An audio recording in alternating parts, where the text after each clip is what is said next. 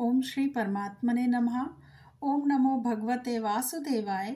श्रीमद् भागवतम महापुराण तृतीय स्कंद अध्याय 8वां। ब्रह्मा जी की उत्पत्ति। श्री मैत्रेय जी ने कहा कि विदुर जी, आप भगवत भक्तों में प्रधान लोकपाल यमराज ही हैं। आपके पुरुवंश में जन्म लेने के कारण वह वंश साधु पुरुषों के लिए भी सेव्य हो गया है। धन्य है आप निरंतर पद पद पर श्री हरि की कीर्तिमयी माला को नित्य नूतन बना रहे हैं। अब मैं क्षुद्र विषय सुख की कामना से महान दुख को मोल लेने वाले पुरुषों की दुख निवृत्ति के लिए श्रीमद् भागवत महापुराण प्रारंभ करता हूँ, जिसे स्वयं श्री संघर्षण भगवान ने सनकादि ऋषियों को सुनाया था। अखंड ज्ञान संपन्न आदिदेव भगवान संकर्षण पाताल लोक में विराजमान थे। सनत कुमार आदि ऋषियों ने परम पुरुषोत्तम ब्रह्म का तत्व जानने के लिए उनसे प्रश्न किया।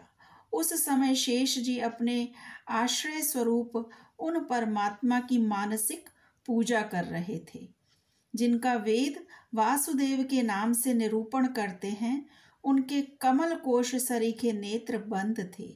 प्रश्न करने पर सनत कुमार आदि ज्ञानी जनों ने आनंद के लिए उन्होंने अधखुले नेत्रों से देखा। सनत कुमार आदि ऋषियों ने मंदाकिनी के जल से भीगे अपने जटा समूह से उनके चरणों की चौकी के रूप में स्थित कमल का स्पर्श किया, जिसकी नागराज कुमारियां अभिलषित वर की प्राप्ति के लिए प्रेम पूर्वक अनेकों उपहार सामग्रियों से पूजा करती हैं। सनत कुमार आदि उनकी लीला के मर्मज्ञ हैं। उन्होंने बार बार प्रेम गद वाणी से उनकी लीला का गान किया। उस समय शेष भगवान के उठे हुए सहस्त्रों फल किरीटों की सहस्त्र सहस्त्र श्रेष्ठ मणियों की छटकती हुई रश्मियों से जगमगा रहे थे। भगवान संकर्षण ने निवृत्ति परायण सनत कुमार जी को यह भागवत सुनाया था, ऐसा प्रसिद्ध है। सनत कुमार जी ने फिर इसे परम व्रतशील सांख्यायन मुनि को उनके प्रश्न करने पर सुनाया। परमहंसों में प्रधान श्री सांख्यायन जी को जब भगवान की विभूतियों का वर्णन करने की इच्छा हुई, तब उन्होंने इसे अपने अनुगत शिष्य हमारे गुरु श्री पराशर जी को और बृहस्पति जी को सुनाया। इसके पश्चात परम दयालु पराशर जी ने पुलस्त्य मुनि के कहने से वह आदि पुराण मुझसे कहा। वत्स, श्रद्धालु और सदा अनुगत देखकर अब वही पुराण मैं तुम्हें सुनाता हूँ। सृष्टि के पूर्व यह संपूर्ण विश्व जल में डूबा हुआ था। उस समय एकमात्र श्री नारायण देव शेष शैया पर लेटे हुए थे। वे अपनी ज्ञान शक्ति को अक्षुण्ण रखते हुए ही योग निद्रा का आश्रय ले अपने नेत्र मूंदे हुए थे। सृष्टि कर्म से अवकाश लेकर आत्मानंद में मग्न थे। उनमें किसी भी क्रिया का उन्मेष नहीं था। जिस प्रकार अग्नि अपनी दाहिका आदि शक्तियों को छिपाए हुए काष्ठ में व्याप्त रहता है, उसी प्रकार श्री भगवान ने संपूर्ण प्राणियों के सूक्ष्म शरीरों को अपने शरीर में लीन करके अपने आधारभूत उस जल में शयन किया। उन्हें सृष्टि काल आने पर पुनः जगाने के लिए केवल काल शक्ति को जागृत रखा। इस प्रकार अपनी स्वरूप भूता शक्ति के साथ एक सहस्त्र चतुर्युग पर्यंत जल में शयन करने के अनंतर जब उन्हीं के द्वारा नियुक्त उनकी काल शक्ति ने उन्हें जीवों के कर्मों की प्रवृत्ति के लिए प्रेरित किया, तब उन्होंने अपने शरीर में लीन हुए अनंत लोक देखे। जिस समय भगवान की दृष्टि अपने में निहित लिंग शरीर आदि सूक्ष्म तत्व पर पड़ी, तब वह कालाश्रित रजोगुण से क्षुभित होकर सृष्टि रचना के निमित्त उनके नाभि देश से बाहर निकला। कर्म शक्ति को जागृत करने वाले काल के द्वारा विष्णु भगवान की नाभि से प्रकट हुआ और वह सूक्ष्म तत्व कमल कोश के रूप में सहसा ऊपर उठा और उसने सूर्य के समान अपने तेज से उस अपार जल राशि को दैदीप्यमान कर दिया। संपूर्ण गुणों को प्रकाशित करने वाले उस सर्वलोकमय कमल में वे विष्णु भगवान ही अंतर्यामी रूप से प्रविष्ट हो गए। तब उसमें से बिना पढ़ाए ही स्वयं संपूर्ण वेदों को जानने वाले साक्षात वेद मूर्ति श्री ब्रह्मा जी प्रकट हुए, जिन्हें लोग स्वयंभू कहते हैं। उस कमल की कर्णिका गद्दी में बैठे हुए ब्रह्मा जी को जब कोई लोक दिखाई नहीं दिया, तब वे आंखें फाड़कर आकाश में चारों ओर गर्दन घुमाकर देखने लगे। इससे उनके चारों दिशाओं में 4 मुख हो गए। उस समय प्रलयकालीन पवन के थपेड़ों से उछलती हुई जल की तरंग मालाओं के कारण उस जल राशि से ऊपर उठे हुए कमल पर विराजमान आदिदेव ब्रह्मा जी को अपना तथा उस लोक तत्व स्वरूप कमल का कुछ भी रहस्य न जान पड़ा। वे सोचने लगे कि इस कमल की कर्णिका पर बैठा हुआ मैं कौन हूँ। यह कमल भी बिना किसी अन्य आधार के जल में कहाँ से उत्पन्न हो गया। इसके नीचे अवश्य कोई ऐसी वस्तु होनी चाहिए जिसके आधार पर यह स्थित है।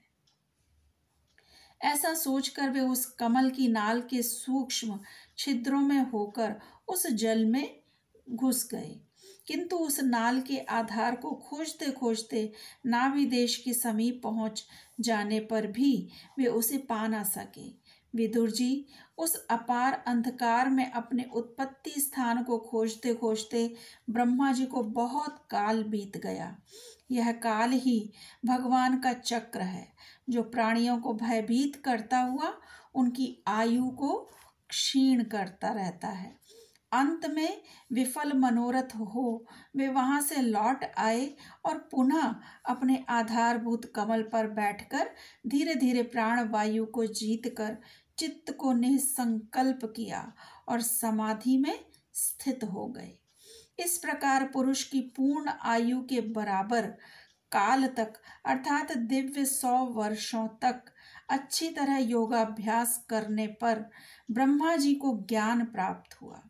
तब उन्होंने अपने उस अधिष्ठान को, जिसे वे पहले खोजने पर भी नहीं देख पाए थे, अपने ही अंतःकरण में प्रकाशित होते देखा। उन्होंने देखा कि उस प्रलयकालीन जल में शेष जी कमल नाल सदृश गौर और विशाल विग्रह की शैया पर पुरुषोत्तम भगवान अकेले ही लेटे हुए हैं। शेष जी के 10,000 फण क्षत्र के समान फैले हुए हैं। उनके मस्तकों पर किरीट शोभायमान है। उनमें जो मणियां जड़ी हुई हैं, उनकी कांति से चारों ओर का अंधकार दूर हो रहा है। वे अपने श्याम शरीर की आभा से मरकत मणि के पर्वत की शोभा को लज्जित कर रहे हैं। उनकी कमर का पीठ तट पर्वत के प्रांत देश में छाए हुए सायंकाल के पीले पीले चमकीले मेघों की आभा को मलिन कर रहा है। सिर पर सुशोभित स्वर्ण मुकुट स्वर्णमय शिखरों का मान मर्दन कर रहा है। उनकी वनमाला पर्वत के रत्न, जलप्रपात, औषधि और पुष्पों की शोभा को परास्त कर रही है तथा उनके भुजदंड वेणुदंड का और चरण वृक्षों का तिरस्कार करते हैं। उनका वह श्री विग्रह अपने परिमाण से लंबाई चौड़ाई में त्रिलोकी का संग्रह किए हुए है। वह अपनी शोभा से विचित्र एवं दिव्य वस्त्राभूषणों की शोभा को सुशोभित करने वाला होने पर भी पीतांबर आदि अपनी वेशभूषा से सुसज्जित है। अपनी अपनी अभिलाषा की पूर्ति के लिए भिन्न भिन्न मार्गों से पूजा करने वाले भक्तजनों को कृपा पूर्वक अपने भक्तवांछा कल्पतरु चरण कमलों का दर्शन दे रहे हैं, जिनके सुंदर अंगुली दल नख चंद्र की चंद्रिका से अलग अलग स्पष्ट चमकते रहते हैं। सुंदर नासिका, अनुग्रहवशी भौहें, कानों में झिलमिलाते हुए कुंडलों की शोभा, बिंबा फल के समान लाल लाल अंधेरों की कांति एवं लोकार्तिहारी मुस्कान से युक्त मुखारविंद के द्वारा वे अपने उपासकों का सम्मान अभिनंदन कर रहे हैं। वत्स, उनके नितंब देश में कदम्ब कुसुम की केसर के समान पीत वस्त्र और स्वर्णमयी मेखला सुशोभित है तथा वक्ष स्थल में अमूल्य हार और सुनहरी रेखा वाले श्रीवत्स चिन्ह की अपूर्व शोभा हो रही है। वे अव्यक्त मूल चंदन वृक्ष के समान है। महामूल्य के यूर और उत्तम उत्तम मणियों से सुशोभित उनके विशाल भुजदंड ही मानो उनकी सहस्त्रों शाखाएं हैं और चंदन के वृक्षों में जैसे बड़े बड़े सांप लिपटे रहते हैं, उसी प्रकार उनके कंधों को शेष जी के फणों ने लपेट रखा है। वे नागराज अनंत के बंधु श्री नारायण ऐसे जान पड़ते हैं मानो कोई जल से घिरे हुए पर्वत राज ही हों। पर्वत पर जैसे अनेकों जीव रहते हैं, उसी प्रकार वे संपूर्ण चराचर के आश्रय हैं।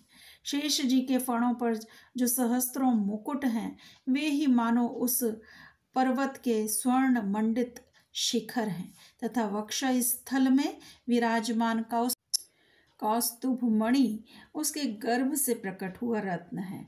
प्रभु के गले में वेद रूप भौरों से गुंजायमान अपनी कीर्तिमयी वनमाला विराज रही है। सूर्य, चंद्र, वायु और अग्नि आदि देवताओं की भी आप तक पहुँच नहीं है तथा त्रिभुवन में बेरोक टोक विचरण करने वाले सुदर्शन चक्र आदि आयुध भी प्रभु के आसपास ही घूमते रहते हैं। उनके लिए भी आप अत्यंत दुर्लभ हैं।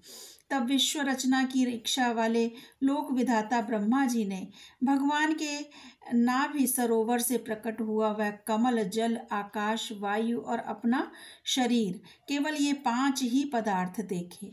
इनके सिवा और कुछ उन्हें दिखाई नहीं दिया। रजोगुण से व्याप्त ब्रह्मा जी प्रजा की रचना करना चाहते थे। जब उन्होंने सृष्टि के कारण रूप केवल ये 5 ही पदार्थ देखे, तब लोक रचना के लिए उत्सुक होने के कारण वे अचिंत्य गति श्री हरि में चित्त लगाकर उन परम पूजनीय प्रभु की स्तुति करने लगे। ओम नमो भगवते वासुदेवाय। श्री कृष्ण अर्पणम अस्तु। हरे कृष्णा। अगर आपको मेरा चैनल और मेरी वीडियोस पसंद हैं तो मेरे चैनल को लाइक करें और सब्सक्राइब करें और वीडियोस को शेयर करें। ओम नमो भगवते वासुदेवाय।